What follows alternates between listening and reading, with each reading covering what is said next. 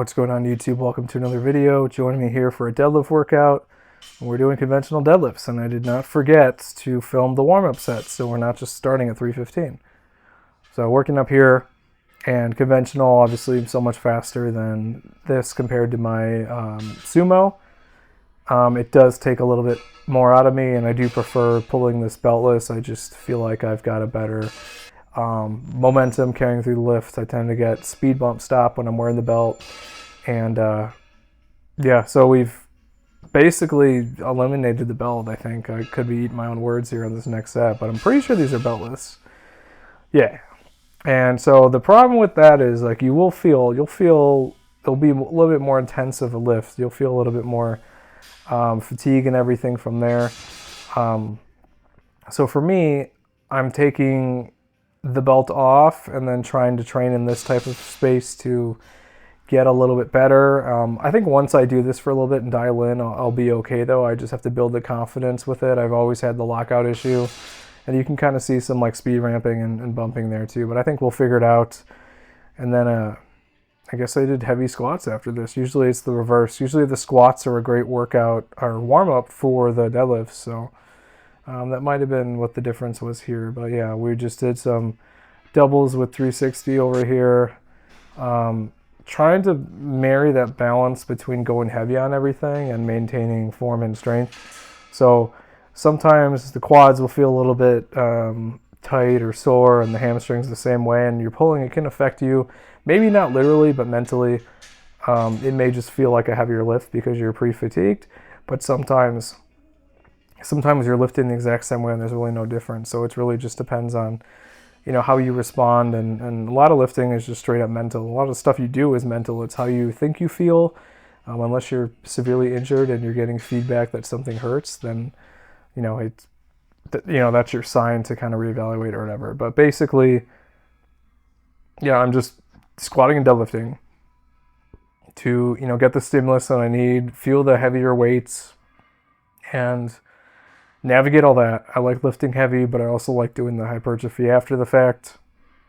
It's like a good mix of, fatiguing levels to, get the stimulus we need. You're stimulating the CNS, and then you're also stimulating the muscular system too, in order to kickstart that growth, and also be able to handle, moderate and heavier weights when you get to them. So it's a good balance, and I think it keeps training interesting. So you really just have to figure out the frequency with which you can do it, and then also the the food and everything, and recovery, sleep, and everything else that goes along with it. So I'll taper back sometimes when it doesn't feel like it should, and it's mainly trial and error. Like, you're not going to know. Sometimes you're going to feel better than others. You really just have to figure out how often you can do what you need to do, and you can pull back when you need to and take some breaks and stuff. It's not a big deal, and that's just been my training philosophy for the longest time, is push when you can and taper back when you need to as well too. So lying ham curl, really liking this. It's just a nice little top off after we've done the heavier stuff. And then the single leg extension, I'm really liking this thing.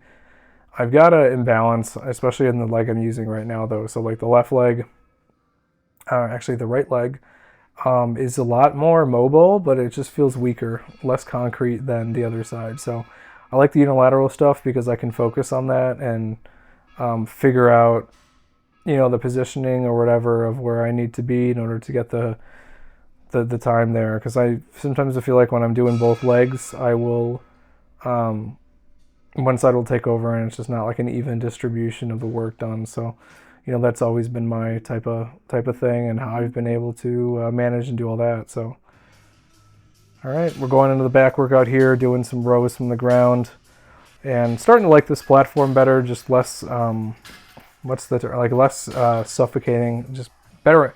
Not exactly better angles, because you're kind of limited with spacing though, but I can like stick the camera in different areas and get a little bit more without having the rack in the way. So it can be a high traffic area, so you really just have to figure out where exactly you want to film. And then I've got the wide enough lens where it doesn't really matter. So, but yeah, it's not as actually, no, maybe, I don't know if this is as spacious as the other one. I think just the space is used differently, when you got leg stuff crammed in there and everything too. So but yeah, trying to go heavier on these rows, basically just stimulating that, and then we'll, you know, break down and do our usual other lifts and stuff like the barbell row or the other lifts, and essentially add on, right? We're adding on the time under tension and everything else to this training special. So I actually moved to the other platform because it's got the mirror, and then we'll do our bent over barbell rows for reps here. We'll kind of crank back down and get that stimulus and stuff there. But sometimes they do feel fatiguing, especially after going heavy. So I'll cut them, not short, but I'll just do enough where I'm starting to feel the fatigue, and I don't know if I can do another rep, so then I'll pull back. So it's not really, you know, my main training cycle, but sometimes, you know, you'll feel that fatigue, and I'd rather get the heavier lifts and stay safe, and then these lighter lifts cut back a little bit and kind of go from there. So Avenger row here again, and you know, this is a nice movement right after all that pulling, to really just kind of top off, get more time under tension with the muscle, and that's how you really grow. I like starting off with that strength power movement and then scaling back into the hypertrophy stuff. It's just smoother workout. You'll feel the contraction, and then, you know, you're burning some calories in there and putting some muscle on. So that's what I'm really enjoying here. When you start breaking down different segments of the back, there's different pulling movements and angles you can go from. And if you've ever seen, not my back, but somebody else's back that's got a lot more definition to it, you can kind of see all the different muscles and the way that they work. So you just have to kind of vary and hit all of them and do different things, pull from different angles, use the underhand, overhand, figure out what works best for you, and just kind of go from there. So for me, I like having the variety of machines, and you can just hop around, you know, move the weights. It's not as cumbersome as throwing a barbell into several corners and trying to figure stuff out. So that's the back workout. That's the leg workout. Like, comment, subscribe. I'll see you in the next one.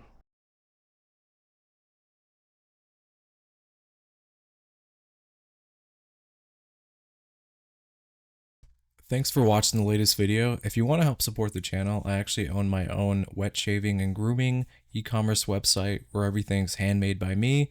It's www.apexsoaps.com, and you can get a 10% off code using wet shaver.